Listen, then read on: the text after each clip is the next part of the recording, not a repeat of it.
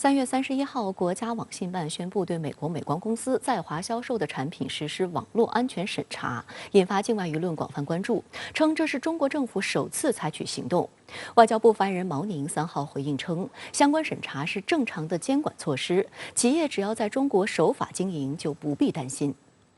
国家网信办发布相关声明后，海外媒体广泛进行了报道。彭博社、英国金融时报等西方舆论认为，这是中国对华盛顿加强限制中国获取半导体技术进行反击，在美中之间不断升级的芯片战中开辟了一条新战线。还有西方媒体将此视为是中美科技战升级的表现。美国战略和国际研究中心经济项目高级研究员迪皮波说，中国是想传达要美国谨慎对待半导体的出口管制的信息。4月3号的外交部例行记者会上，外交部发言人毛宁就此回应表示，相关措施依法依规，并不针对个别国家的企业。中国有关部门依法依规对影响或者可能影响国家安全的网络产品进行网络安全审查，是一种正常的监管措施。我想对于所有的企业来说，不管是中国企业还是美国企业还是其他国家的企业，在中国经营，首先要做到的是遵守中国的法律法规，只要能够守法合法经营，就没有什么可担心的。针对使用在关键信息基础设施的关键产品进行审查，是通行的国际惯例。相对于美国的监管法规而言，中国的网络安全审查办法的风险考量要素中也并没有国别因素。中国人民大学应用经济学院教授刘瑞分析指，中国本次网络安全审查是针对特定风险进行的审查，不像是美国动辄发起的301调查，监管范围过于宽泛和模糊，完全是贸易保护主义的产物。美国的这个301条款是一个含义非常广的，它是体现它的保护主义的这样一个思路的规则。它只要是觉得你哪个地方不对劲儿，不太符合它的美国利益，它就可以发起这个所谓301条款，去对你进行横加指责去调查。但我们的网络调查呢，就是有针对性的，是针对一些特定的问题。在这个问题比较突出的时候，我们发起的，这个是一个打击面不广，也是针对着某一个具体问题来的，所以跟美国的那个301条款来讲，不是在一个层面上的问题。但是我们现在发现呢，美国已经到了不讲理由了，就是完全就是蛮干的劲头了。反正他有这么一个法律依据，他就动不动就能发起这个。我们迄今为止在依据国内的一些安全规则提出对外资企业的调查，实际上是很少的。应该说这是首例，是第一次针对着美国企业在中华在国内的这个业务开展了一个有针对性的一个审查。美光科技是美国最大的存储芯片制造商。自中方公布审查的消息后，该公司在美国的股价下跌4%。美媒说，美国市场担心高通、博通、英特尔等美重量级半导体厂也面临在华合规审查风险，因为这3家企业对于中国市场的依赖程度比美光科技还高。高通有64%的销售额来自中国大陆市场，博通和英特尔的比例分别是35%和27%。我觉得这是一个良性的，就是说，在目前大家都是纷纷关注安全、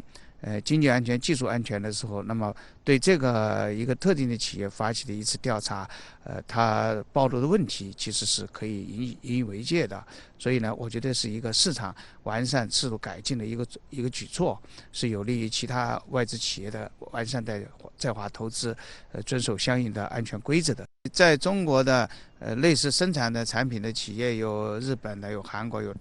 有中国大陆、台湾的，那么他们的产品呢，也可能多多少少存在这样的安全隐患。那么这样的审查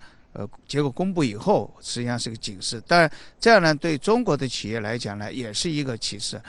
虽然中国大陆的销售额仅占美光科技销售总额的10.8%，但却以较小的市场份额提供了美光科技约1/3收入。对处于亏损状态的美光科技来说，在失去这30%收入，将很快被市场抛弃。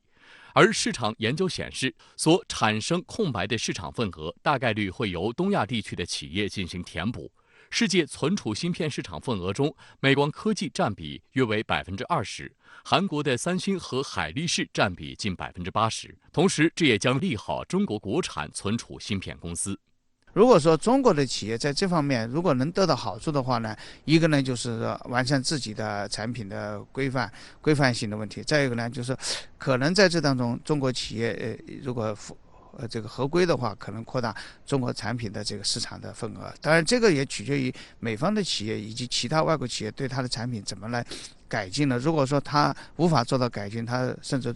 减少了在中国市场的这个生产销售的话，那么当然也就把这个市场让给中国企业。但是这个问题，我觉得还是要下一步观察，不是马上能够下结论的。相关话题来连线特约评论员管瑶，管先生您好。网信办宣布对美光在华销售产品启动网络安全审查，美光由此成为首家接受网安审查的外企芯片商。您对此如何看？好的，主持人。那么就这一次网安审查呢，今天外交部发言人毛宁他在应询时就强调，这呢是为了维护国家安全而采取的政策。那么无论是中国企业还是在华经营的外国企业，都必须要遵守中国的法律法规，不能危害中国的国家安全。我也注意到美光公司上周六也已经发布正式的声明，强调正在和中国网信办在沟通，将全面配合调查。那么至于它的调查的影响，首当其冲当然是美光这家企业，它刚刚公布了截至3月2号的最新一季的财报，录得呢23亿美元的巨亏，可以说创下了过去20年的亏损之最。那么中国大陆是美光产品的第3大市场，它的市销占比超过10个百分点，仅次于美国本土与中国台湾市场。那么如果美光最终丢了大陆的市场，它的经营存续只怕会更加艰难。当然了，出来混迟早是要还的。那么美光拿下网安调查的第一单一点也不冤。按照香港南华早报的起底，美光呢，它也是拱拜登政府推进实施芯片与科学法案最起劲的美国业界代表，一定程度上甚至可以视作是围堵中国高端芯片最积极的一个美国产业打手。当然了，美光主打产品它是存储芯片，它的产业地位和台积电或者是荷兰阿斯麦这样的这个巨头啊不可同日而语，产品替代性强，那么丢掉的市场很容易被竞品所取代。今天呢，彭博社电稿就特别以此作为标题，说北京 Micron Probe spurs 12 billion rally in China chip stocks， 对美光的这个调查推高中国芯片股120亿美元大涨。那么鉴于美国将所谓的芯片战作为对华强势竞争的最主要的一个场域，而且呢，美国也在极力拉拢盟国乃至伙伴来拼凑所谓的芯片联盟，强推脱钩断链，搞产业链供应链的围堵。那么在这样一个背景之下，外界对中国首单涉外的网安调查的全面评估啊，当然不会局限于调查对象本身。事实上呢，中方动作的信号警示意义非常明确。此前呢，全国人大发言人王超在两会记者会上就明确宣布，针对被国际社会普遍批评为长臂管辖的霸凌行径，针对损害我国主权、安全、发展利益的行为，中方呢坚决反对，已经先后出台《中华人民共和国反外国制裁法》、阻断外国法律与措施不当域外适用办法、不可靠实体清单规定等等。而且呢，我们的法律工具箱还将会持续完善丰富。国家网信办依法依规来启动涉外的这个安全审查，那么这是第一单，但是呢，一定不会是最后一单。今天南华早报就特别指出，现在呢，诸如日本、韩国这些个近邻国家的芯片产业界，他们呢尤其关注这一次审查它的走向和结果。昨天，国委监外长秦刚会见日本外相林方正，也谈到美国曾用霸凌手段残酷打压日本半导体产业，日本切肤之痛犹在，不应为虎作伥。您对此如何看？我认为秦刚的话呀说得很重，而且呢也很有同理心，道出了天下苦美式产业霸凌久矣的共同心声与愤怒。当初啊，美方用霸凌手段打压日本半导体产业，残酷到了什么样的地步呢？是牢狱之灾，是产业毁灭，是真正的切肤之痛。那么在中国高层看来，美方现在针对中国强组所谓的芯片同盟，强推脱钩断链，就是在故技重施。所以啊，秦刚奉劝日方不应该为虎作伥，具体所指，那么正是日本经济产业省最新宣布的半导体制造设备的出口管制措施。我注意到今天呢，英文《南华早报》直接把秦刚这句话翻成了英文，做进了大标题 "Don't help a villain"， 那么直译就是不要偏帮一个恶棍。雅虎财经也在第一时间转载这篇报道，坚决反对技术封锁，反对产业围堵与一切霸凌行径。那么这是中国的发展利益所系，是中国的自身经济安全所系，那么自然是中国高层的坚定立场。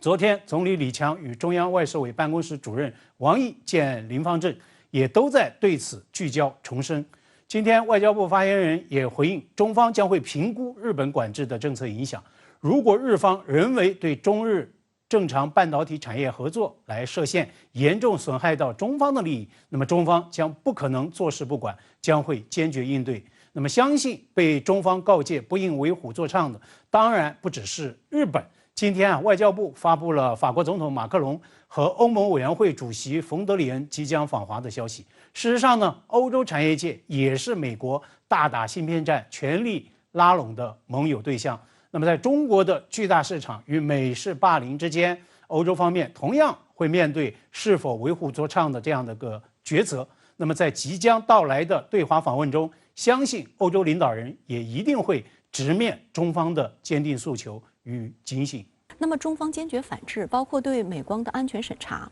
会对美方大打芯片战构成有力震慑吗？我认为，美式产业霸凌与中国反长臂管辖、反产业霸凌的斗争，不可能会毕其功于一役，势必呢会长期化、阵营化，甚至会在一些个特定的时段与某些个特定的领域进一步的激化。同时呢，考虑到美国特定的政治氛围与党争背景，那么美方的产业霸凌手段不排除还会持续的升级。举个眼前的例子，现在讨论中美关系，哈佛大学名教授艾利森，他堪称是西方学界的第一人。他首倡的修昔底德陷阱假说，几乎成为西方学者近年引证提及率最高的一个解释框架。但是呢，就是这样一位大学者，他上周在博鳌接受深圳卫视的专访，当被我的同事邱倩怡问到对所谓 TikTok 国安威胁的这个看法时呢，他直接就回应是胡扯。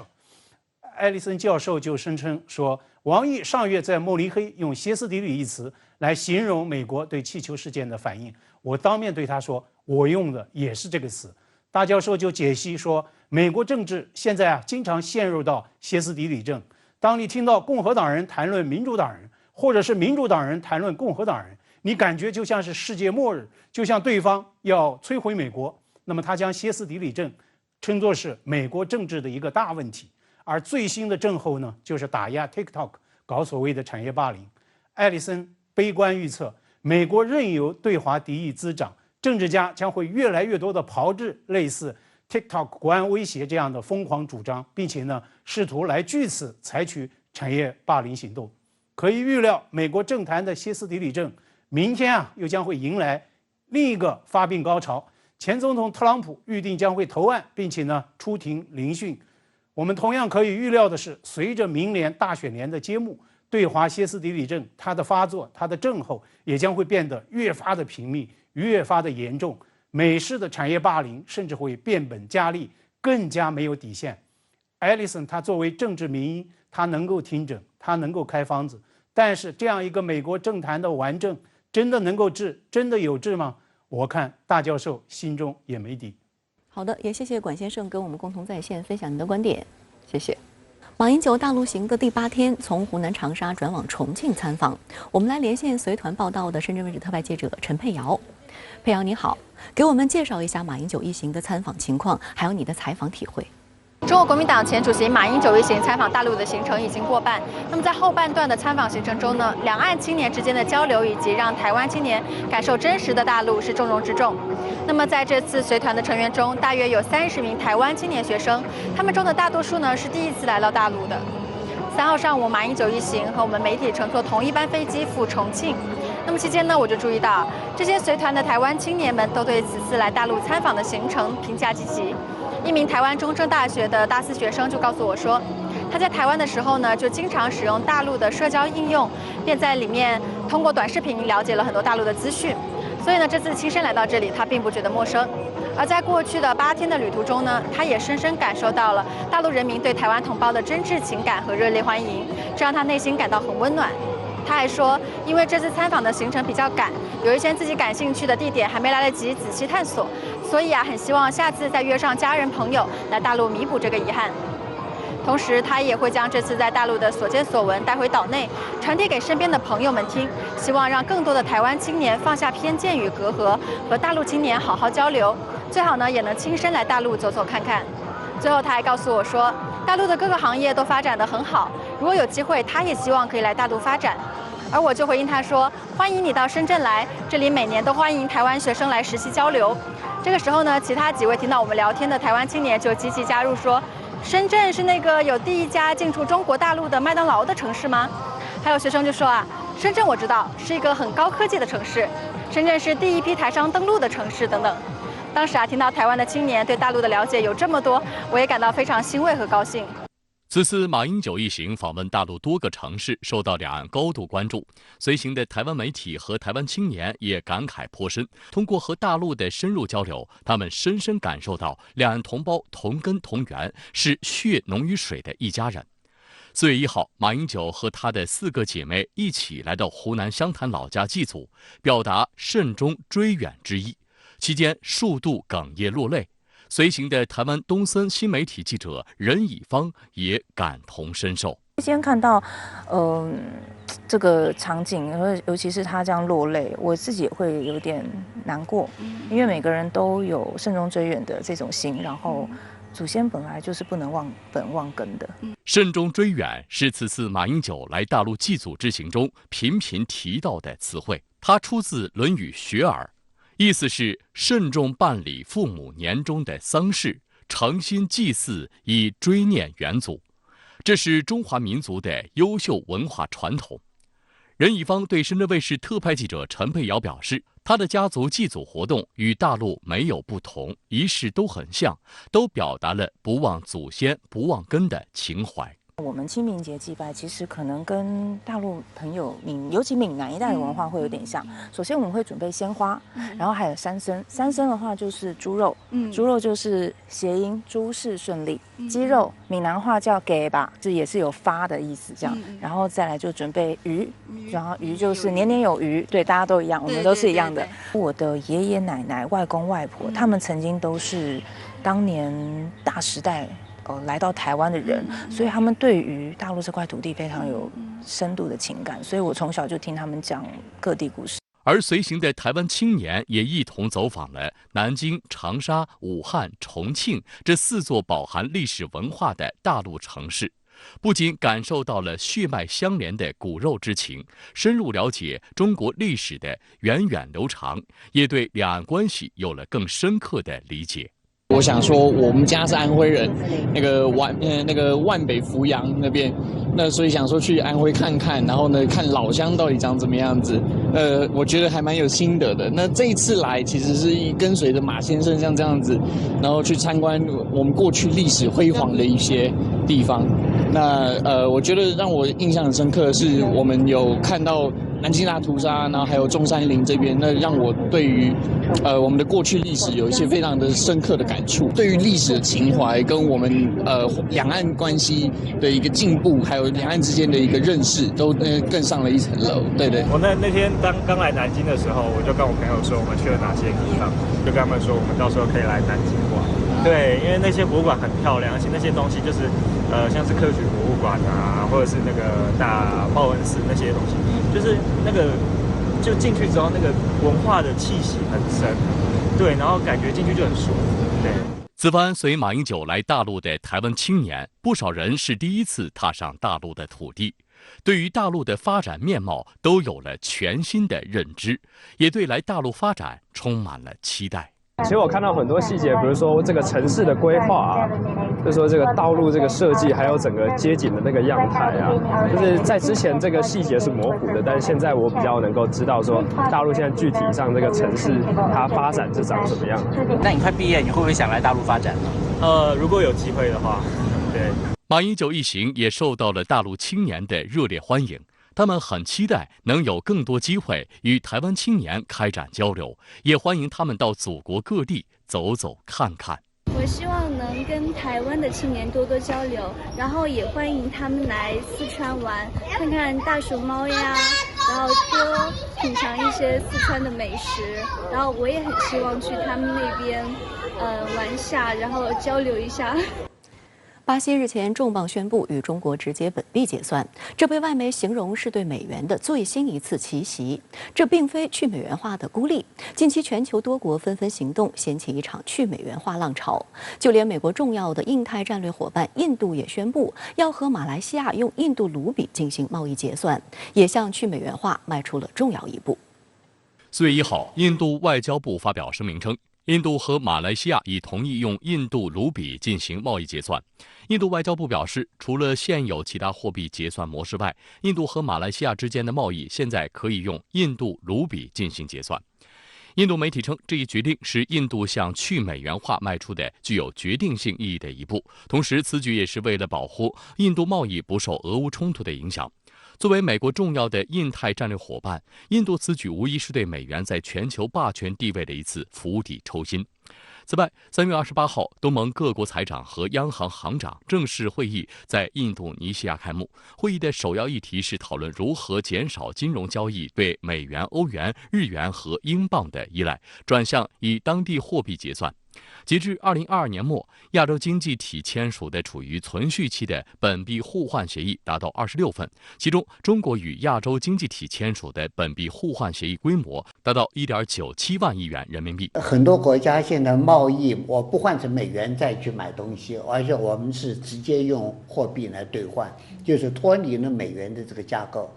那当然，这种状况现在发展的突然一下子速度变得很快啊！美元印的钞票太多，它的那个货币的币值啊，它没有办法控制。同时再加上美国现在恶性通膨，经济又变得坏了，所以说整个这个世界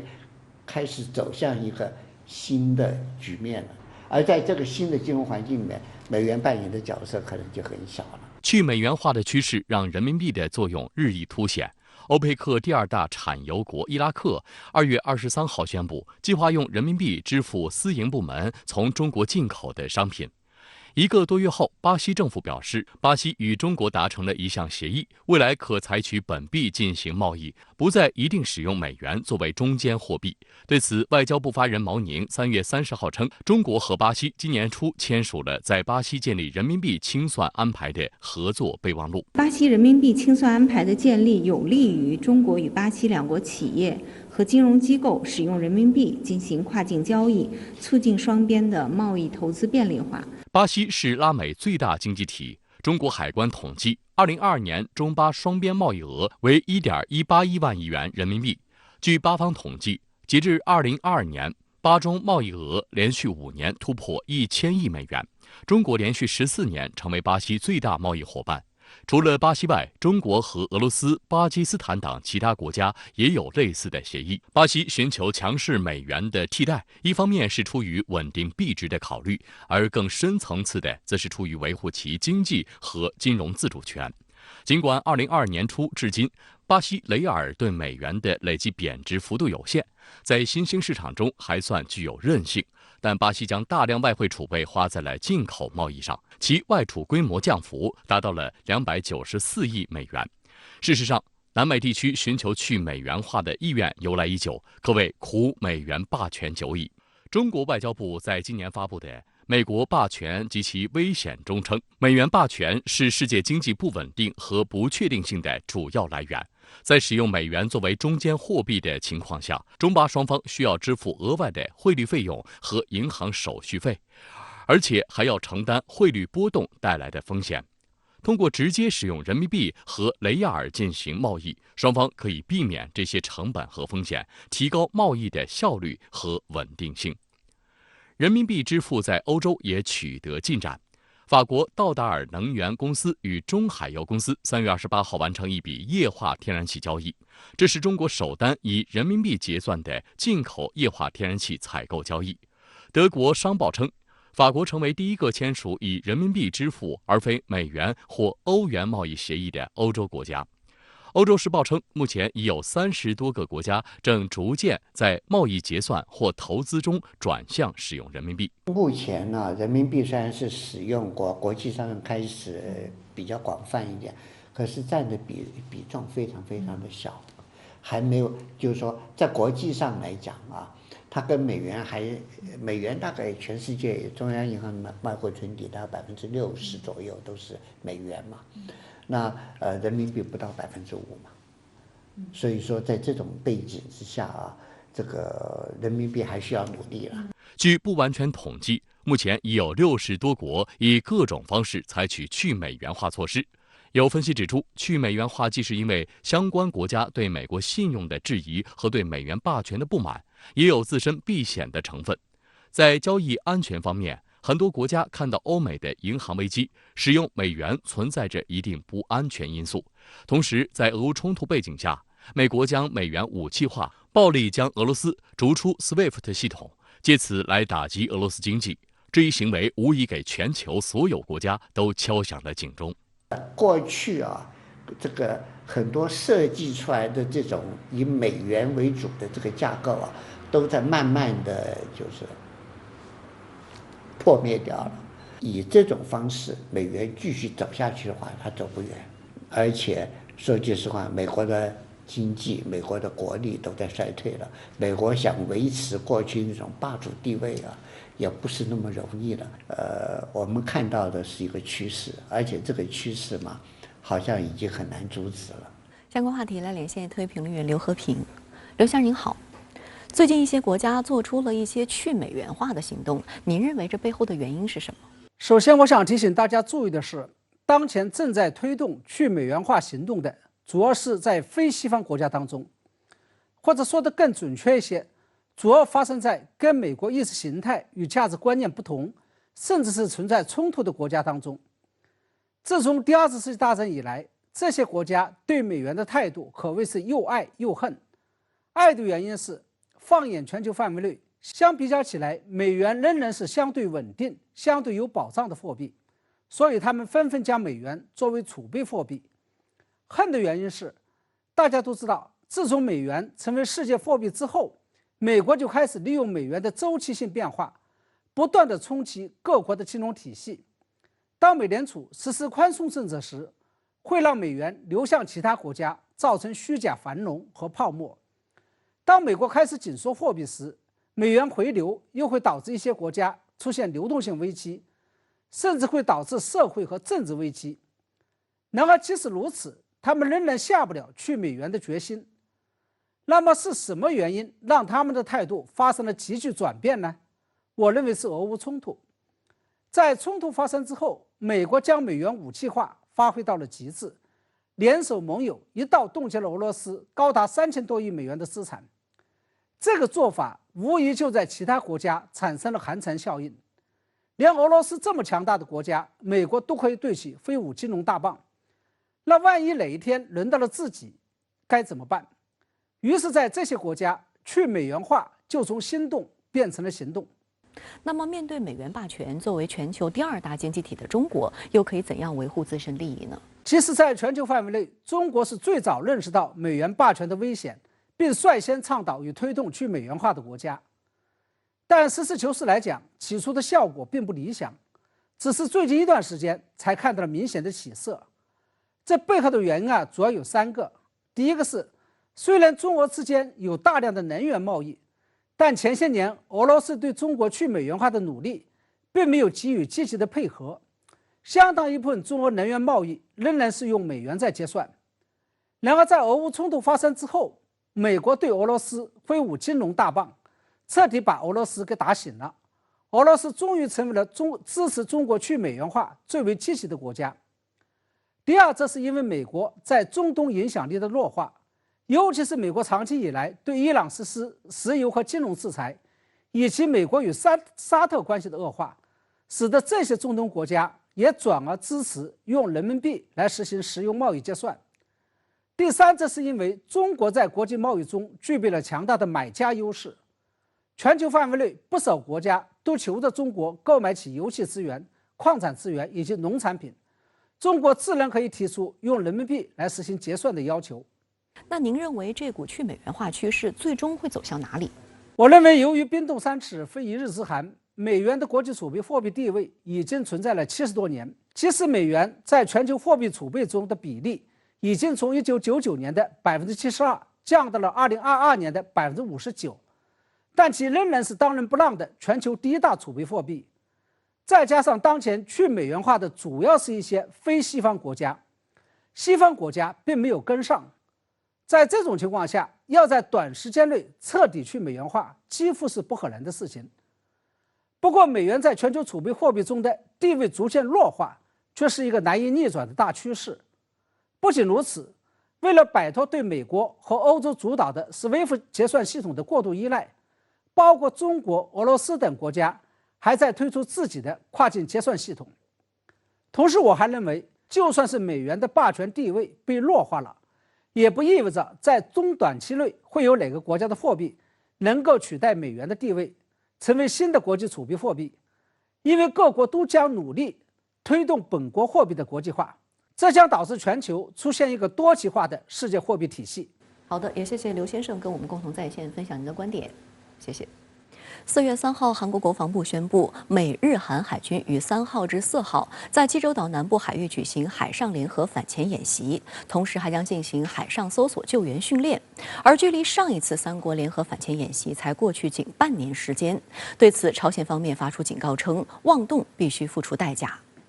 根据韩国国防部消息，此次联合军演由美海军第11航母打击群指挥官斯维尼负责指挥。除核动力航母尼米兹号外，美军还出动了2艘宙斯盾驱逐舰迪卡特号和维恩梅耶号。韩国海军派出宙斯盾驱逐舰利古里尔号、多用途防空导弹驱逐舰崔莹号和大作荣号，以及综合补给舰朝阳号。日本海上自卫队则派出海雾号驱逐舰。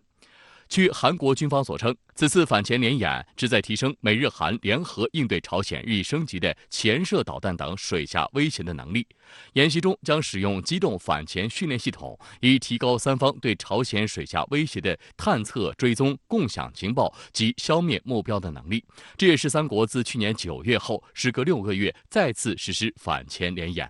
此外，3国还将进行联合搜救演习，以熟练掌握海难救助、急救转移等流程。该演习是始于2008年的灾害应急及人道主义救援演习，2016年之后停摆至今。此次军演主要的内容，一个就是对这个沿岸的一些目标进行打击包括进行一些登陆或者说是这种